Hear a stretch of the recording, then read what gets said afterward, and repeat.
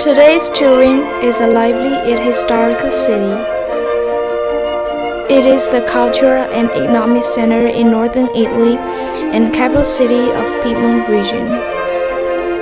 In 1563, Turin was made the capital of Duchy of Savoy, and later in 1814, after the fall of Napoleon, Kingdom Sardinia was restored, with Turin as its capital.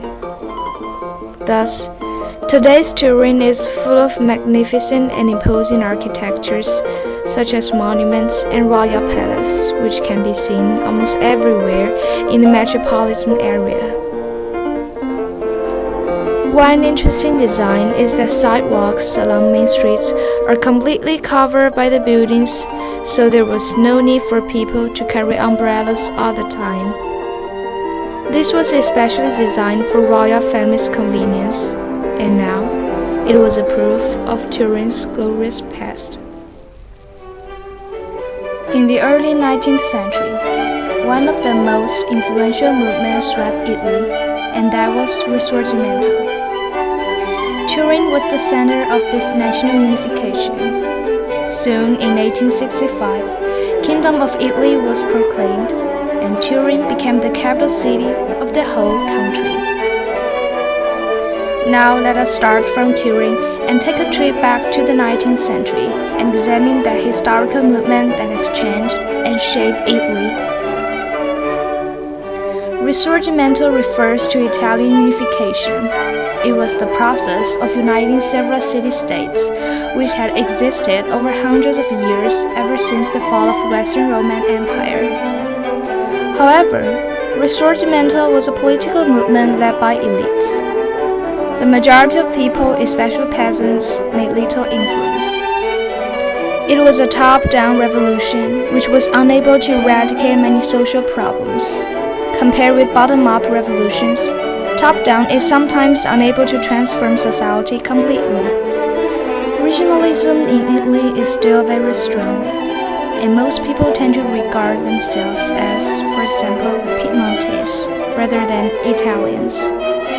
For instance, the night before our trip to Milan, we went to the front desk for taxi reservation. To our surprise, when the person at the desk knew that we were going to Milan, he replied with despise, "Why Milan?" What is more, the difference between southern Italy and northern Italy further deepened regional pride. While the north is usually associated with prosperity and advancement, the south reminds people of poverty and backwardness.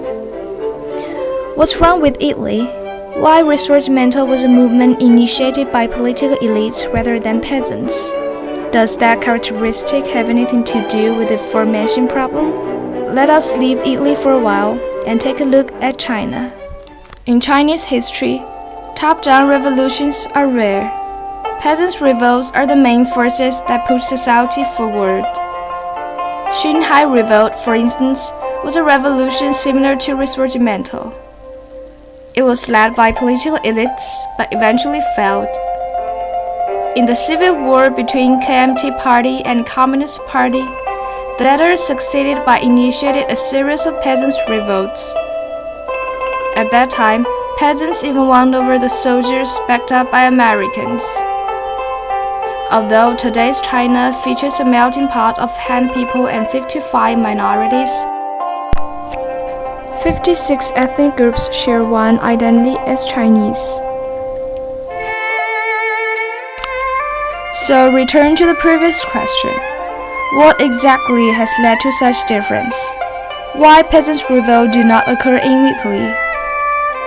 Following reasons worth consideration.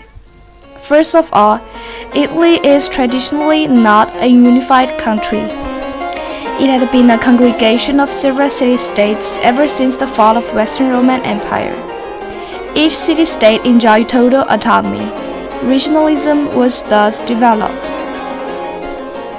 Moreover, unified Italy's cultural, economic, and political centers are not only separated but also all located in the north.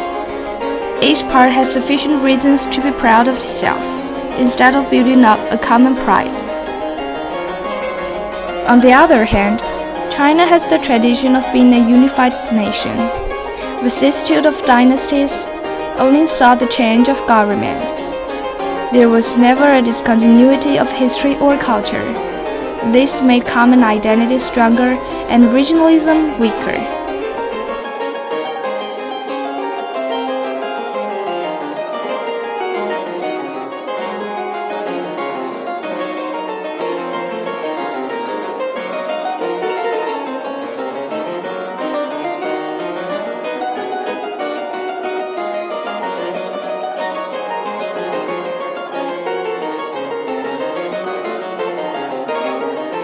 Ecclesiastical power should not be neglected as well.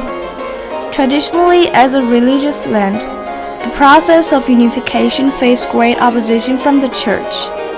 The power of the papal state in southern Italy was so strong that the Pope was unwilling to admit the Kingdom of Italy at first. This had made the process of truly uniting Italy more difficult. Well, maybe things are better than we thought. In today's Turin, we can still see many national flags, and the three colors on the flag, red, white, and green, are frequently used to show national pride.